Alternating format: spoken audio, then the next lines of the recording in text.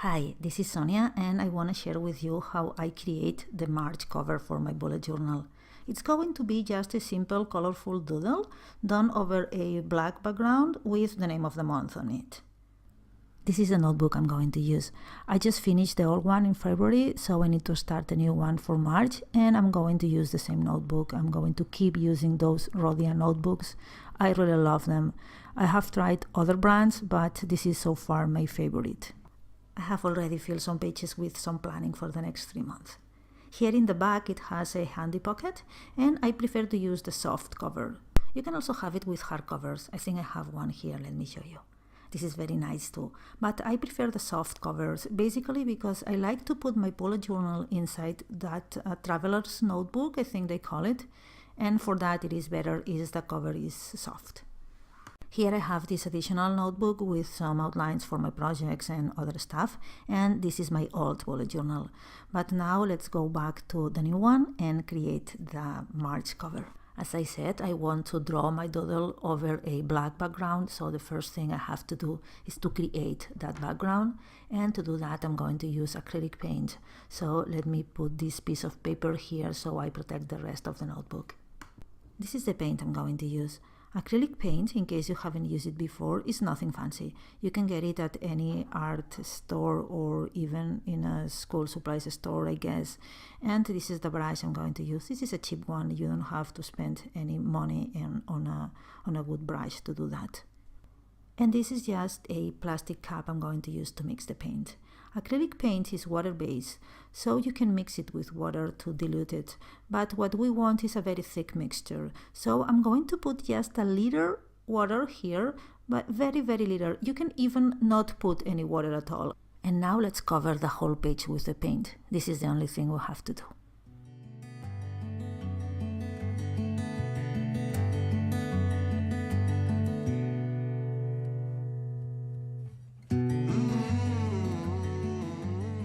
We'll have to let it dry now. 30 minutes or so should be enough, but make sure it's completely dry before you draw on top of it. This is completely dry now, so let's start drawing. I'm going to write March here in the middle of the page and then doodle all around it. First, I'm going to write it with pencil just to have a guide when applying the ink. That C came out a little too small. Let me erase it. You can erase the pencil on top of the paint as if it was on top of regular paper. Can you see it? Now that the pencil outline is ready, I'm going to apply the ink. I want it to be white. I want that March text to be white, so I'm going to do it with a white gel pen. I'm going to use this white gel pen from Sakura, which works pretty well. I don't know why, but I always have problems with white opaque pens. I haven't found a perfect one yet. Maybe it's me, I don't know, but I find they are not opaque enough. Now I want to fill the letters, and to do it I'm going to use another pen with a bigger tip, otherwise it's going to take forever. I'm going to use this Posca opaque pen, which again works good, but not perfect. If there are any marks from the pencil, you can erase them. This is ready. So now to create the doodles on top of a black background, we need to use opaque pens, like the white one. Regular markers or pens are transparent. We don't appreciate that if we use them on white paper, but if you use a black background, you will see that the color doesn't show. And this is why we need opaque pens. My favorite ones are again the Sakura gel pens. I have lots of them. Actually, I think I have the whole collection. But here I'm only going to use the Moonlight ones and maybe some metallics. Those here are glitter ones, which I love, but I cannot use them with a black background because they are transparent. I think I'm going to add a metallic outline to the letters. And then an outside border from which I'm going to start doodling. Nice. Now I like to create a frame instead of drawing all the way to the border of the page, and I'm going to do that with white. I have no plan for my doodle, so I'm going to start by adding some lines, some divisions to the drawing area and start filling them. I want this area here to be white, and I'm going to use the Posca pen to fill it. And now I'm going to draw some more lines to create more divisions. Enough for now. Let's start adding some color. I'm going to start with these green and orange colors, and I'm going to fill this round area here with some concentric lines and some simple patterns.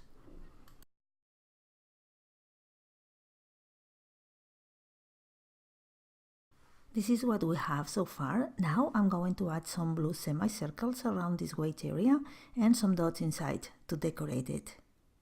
And to highlight the blue pattern, I'm going to add a green border around it. Nice. Let's move to the next area now. I'm going to start with a zigzag pattern in blue and decorate it with a green outline and some dots. Now, using the same green color, I'm going to add some triangles and decorate the space in between them with some lines and dots using the blue color, but that time I'm going to use the metallic blue. To fill the rest of the area, I'm going to add some white leaves and decorate them using the metallic blue. I really love metallics, and I love both how they look and the feel when you use them. Now let's fill that triangular area. I'm going to start with a pattern using semicircles arranged like scales or roof tiles. I'm going to draw them with white and then fill them with color. On the other side of the triangle, I'm going to add a similar pattern but using triangles, and I'm going to fill the area in between with white, leaving some black circles, because I think this doodle requires some white areas here and there. Okay, this looks good. I'm going to paint the scales with red using a regular opaque red and a metallic one. And do the same thing for the triangles, but with green. Nice. I will keep filling the next areas with different colors and patterns.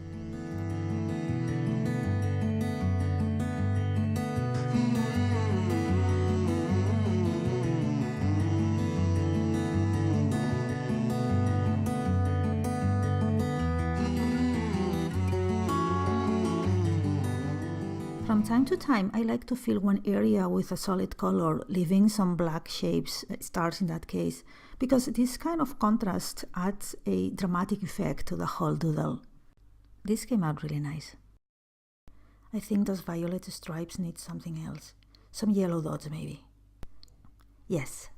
Now I'm going to add a big leaf and decorate it using violet. I'm going to use the regular violet and the metallic one. This needs a little contrast. I'm going to add an outline using a bright green. And now add some more decorations and fill the remaining space with some pattern using the same green.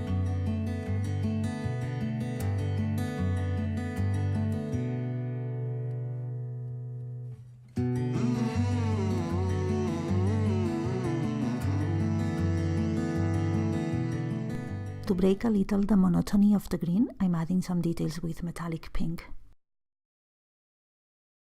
For some reason, my camera stopped recording and I missed the drawing of this whole area here.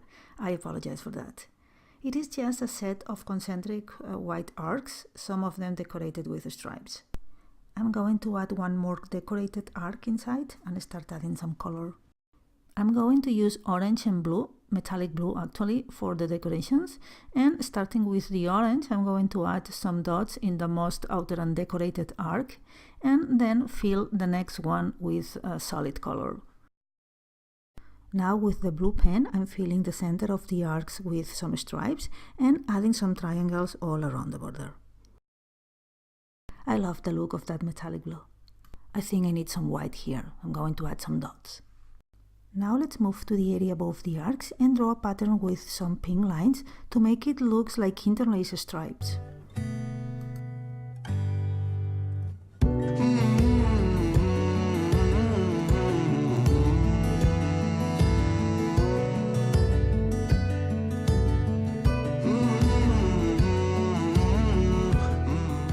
My camera went off again, sorry for that. This is a final interlace design and a solid white area, where I'm going to draw some designs using glitter pens. Glitter pens are transparent, so they cannot be used over a black background, but we can use them here in the white area.